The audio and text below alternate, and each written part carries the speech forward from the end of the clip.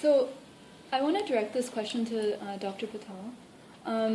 So when we think about the Hindu and Jain faith specifically, we think about kind of a deep association with the Indian culture and the Indian subcontinent, even though I think Hinduism and even Jainism perhaps has spread out of the Indian subcontinent significantly. But what we see is a lot of kind of racial homogeneity within this faith, I think more so than other faiths perhaps, other modern kind of faiths that are present today. So how do you respond to that, and how can we make our faith more inclusive, make our community something that's stronger and accepting of people from different backgrounds? It's a very good question. It's a big historical question. I mean, in some levels, Buddhism also emerged in India. Buddhism traveled. Mm-hmm. So there's historical circumstances.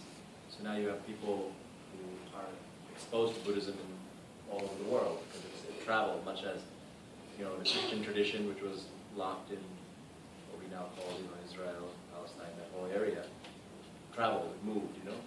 I think in some level the closest historical cognate that Hindu and Jain traditions have is with Judaism at some level, in terms of its particular way of kind of being more linked with a kind of ethnicity or a particular kind of cultural space. But that being said,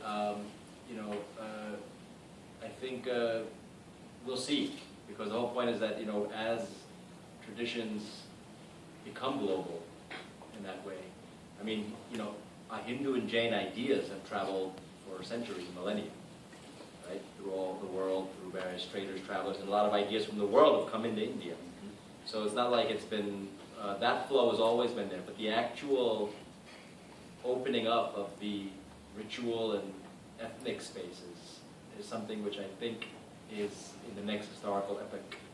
We'll see it happen in various ways, but it's not, it hasn't been there, so that's why we can't identify it right now.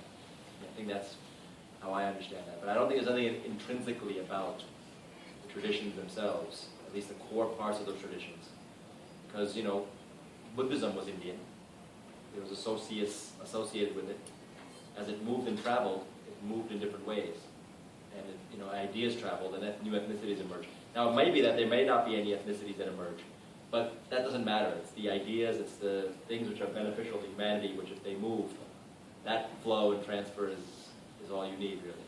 Everything else is kind of more about people's own preferences and aesthetic association, attachments, what they feel is a good way for them to go with these ideas, whether they be Christian or Muslim or Jewish or Jain. Shinto.